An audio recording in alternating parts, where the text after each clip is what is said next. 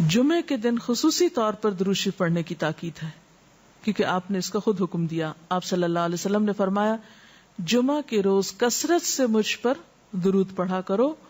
جو آدمی جمعہ کے روز مجھ پر درود بھیجتا ہے وہ میرے سامنے پیش کیا جاتا ہے.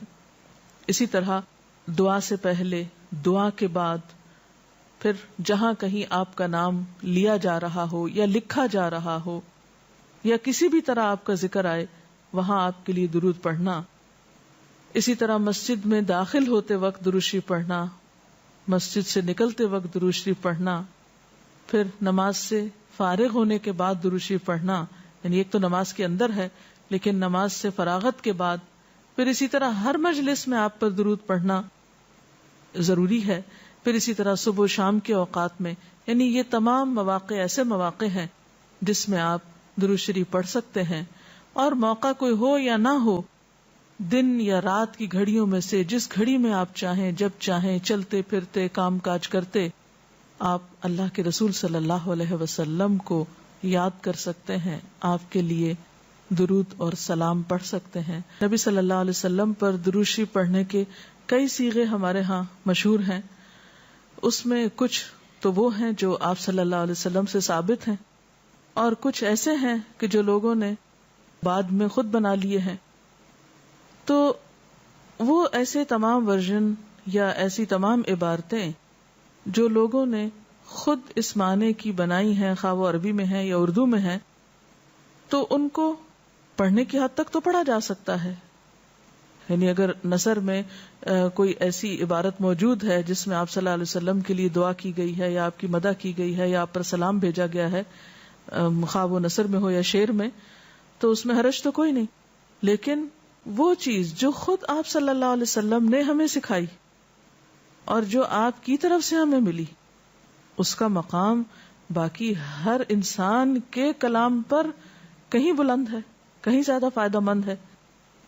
تو وہ درود شریف جو مسنون ہے، وہ صیغہ جو آپ سے ثابت ہے، اس کا پڑھنا افضل ہے، وہی اصل درود ہے. اور باقی تو انسانوں کے خیالات یا جذبات کا اظہار ہے، خواہ وہ شعر میں ہو، خواہ وہ نثر میں ہو، خواہ وہ اردو میں ہو، خواہ پنجابی میں ہو یا کسی اور زبان میں ہو، وہ تو پھر انسانوں کے کلام ہے نا. تو جس طرح اللہ سبحانہ و تعالیٰ کے کلام کو باقی تمام انسانوں کے کلام پر فضیلت ہے، اسی طرح نبی صلی اللہ علیہ وسلم کے کلام کو بھی باقی انسانوں کے کلام پر فضیلت ہے. ایک عام شاعر کتنی بھی خوبصورت بات کرے، لیکن اللہ کے رسول صلی اللہ علیہ وسلم سے آگے تو اس کی بات نہیں ہو سکتی. ایک عام انسان کتنے بھی خوبصورت انداز میں آپ صلی اللہ علیہ وسلم کا ذکر خیر کرے، لیکن وہ اس کے برابر تو نہیں ہو سکتا جو نبی صلی اللہ علیہ وسلم نے خود ہمیں دیا.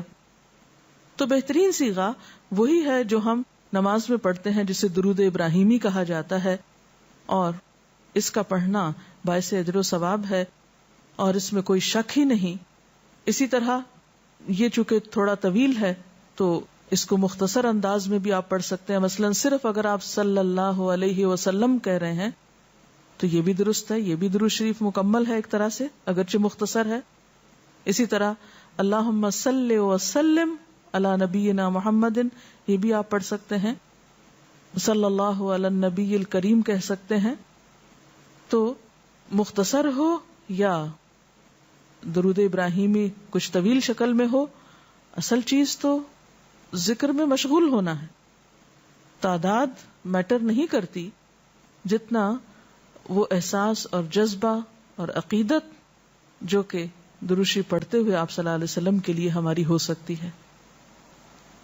تو ہمارے لیے دن میں بے شمار مواقع ایسے ہوتے ہیں کہ جس میں ہم درود شریف پڑھ سکتے ہیں. سب سے پہلا موقع تو خود نماز کا موقع ہے.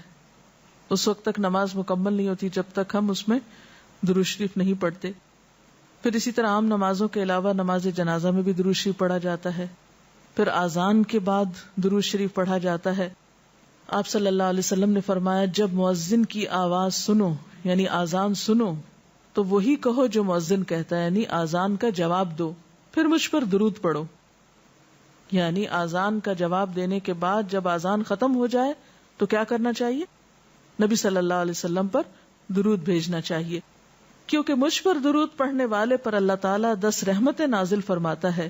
اس کے بعد میرے لیے اللہ سے وسیلہ مانگو، جو جنت میں ایک مقام ہے جو جنتیوں میں سے صرف کسی ایک ہی کو ملے گا، اور مجھے امید ہے کہ وہ جنتی میں ہی ہوں گا، یعنی آپ صلی اللہ علیہ وسلم ہی کے لیے وہ مقام ہے۔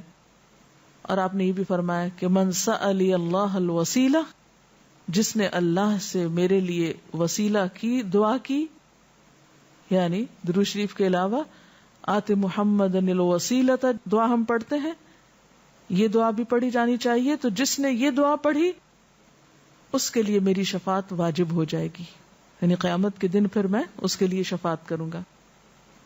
پھر یہ کہ درود شریف نہ صرف یہ کہ دنیا میں انسان کے لیے فائدے کا باعث ہے، بلکہ آخرت میں انسان کے لیے شفاعت کا ذریعہ بھی ہے۔ درود شریف پڑھنے والوں کو نبی صلی اللہ علیہ وسلم کی شفاعت نصیب ہوگی۔ آپ نے فرمایا جس نے 10 مرتبہ صبح و شام مجھ پر درود بھیجا اسے قیامت کے دن میری شفاعت حاصل ہوگی۔ اب یہ کہ اگر زیادہ وقت نہ بھی ملے تو 10 دفعہ درود شریف پڑھنا آخر کیا مشکل ہے، کتنی دیر لگ جائے گی، لیکن اس کا اجر و ثواب اور اس کا فائدہ کس قدر ہے۔ پھر اسی طرح درود شریف دعاؤں کی قبولیت کا ذریعہ بھی بنتا ہے، یعنی اگر دعا کرنے سے پہلے درود شریف پڑھا جائے اللہ تعالیٰ کی حمد و ثنا کے بعد تو اس سے دعا کی قبولیت میں اضافہ ہوتا ہے۔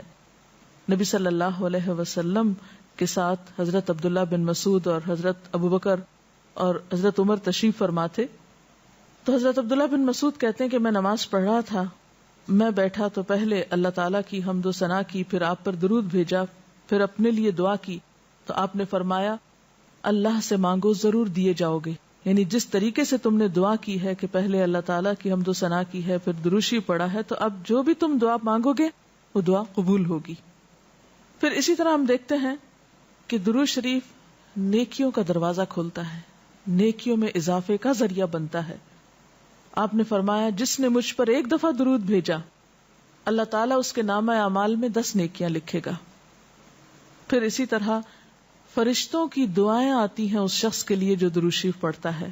رسول اللہ صلی اللہ علیہ وسلم نے فرمایا جب تک کوئی مسلمان مجھ پر درود بھیجتا رہتا ہے اس وقت تک فرشتے اس کے لیے دعائیں رحمت کرتے رہتے ہیں، یعنی آپ درود شریف پڑھیں تو فرشتے آپ کے لیے دعا کرنے میں لگ جاتے ہیں۔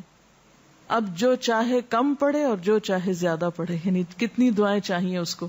دیکھیں ہم عام طور پر کتنا کہتے ہیں دوسروں سے کہ پلیز ہمارے لیے دعا کیجئے، ہمیں دعا میں یاد رکھیے، دوسروں کی ایک طرح سے منت سماجت کر رہے ہوتے ہیں، لیکن کتنا آسان طریقہ ہے فرشتوں کی دعائیں لینے کا کہ انسان درود شریف پڑھنا شروع کر دے۔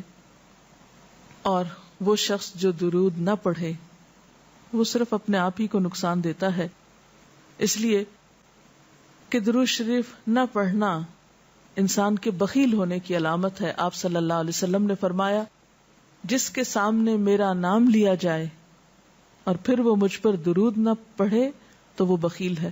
اس سے یہ بات بھی پتہ چلتی ہے کہ اگر ہم خود درود شریف نہیں بھی پڑھ رہے لیکن اگر کوئی اور آپ کا ذکر خیر کر رہا ہے یا کوئی اور درود شریف پڑھ رہا ہے اور اگر وہ بلند آواز میں پڑھ رہا ہے تو ہمیں بھی آپ کا نام سنتے ہی دل میں درود شریف پڑھنا ہوگا، یہ بھی آپ کے ادب میں سے ایک ہے۔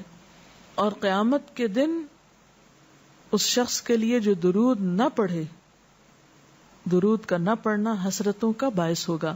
حضرت ابو ہریرہ رضی اللہ تعالی عنہ کہتے ہیں کہ رسول اللہ صلی اللہ علیہ وسلم نے فرمایا جس مجلس میں لوگ اللہ کا ذکر نہ کریں، یعنی اکٹھے ہوئے ہیں دنیا بھر کی باتیں کی لیکن اللہ سبحانہ وتعالیٰ کی کوئی بات نہیں کی، اور نبی صلی اللہ علیہ وسلم پر درود نہ بھیجیں، یعنی نہ تو اللہ کا ذکر کیا اور نہ ہی آپ پر درود بھیجا، وہ مجلس قیامت کے دن انسان کے لیے حسرت کا باعث ہوگی، انسان اس پر پچھتائے گا، خواہ وہ اپنے نیک اعمال کے بدلے میں جنت میں چلا ہی جائے۔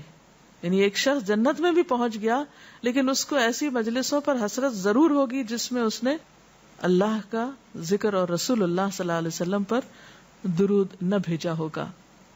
اور اگر دیکھا جائے تو انسان کے اعمال میں ایسی کوتاہی اور غفلت بسا اوقات جنت سے محرومی کا سبب بھی بن جاتی ہے۔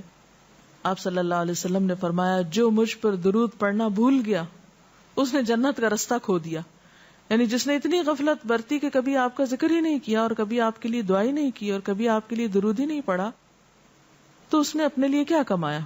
ان اللہ وملائکتہ یصلون علی النبی یا ایھا الذین آمنوا صلوا علیہ وسلموا تسلیما، کہ اللہ اور اس کے فرشتے نبی صلی اللہ علیہ وسلم پر درود بھیجتے ہیں.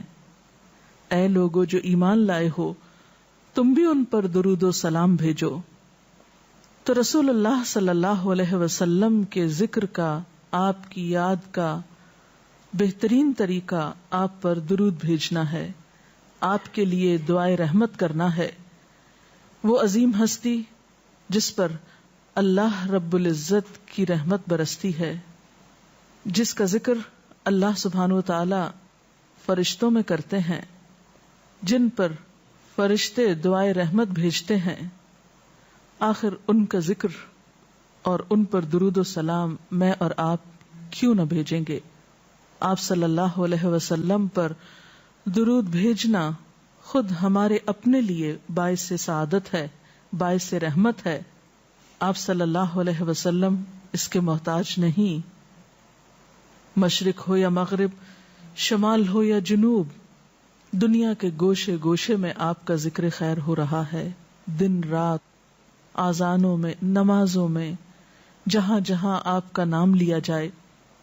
لیکن اگر ہم درود شریف پڑھتے ہیں تو اس کا فائدہ خود ہم ہی کو پہنچتا ہے، ہمارے اپنے لیے باعث رحمت ہے.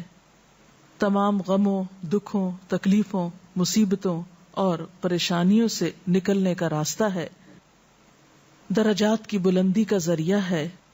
رسول اللہ صلی اللہ علیہ وسلم نے فرمایا، جس نے مجھ پر ایک بار درود بھیجا، اللہ تعالیٰ اس پر 10 مرتبہ رحمتیں نازل فرمائے گا. ایک بار درود پڑھنے کا اجر و ثواب، اس کے 10 گناہ معاف فرمائے گا. یعنی صرف 10 رحمتیں نہیں، 10 گناہوں کی بخشش بھی ہوگی اور 10 درجے بلند فرمائے گا، یعنی درجات کی بلندی بھی.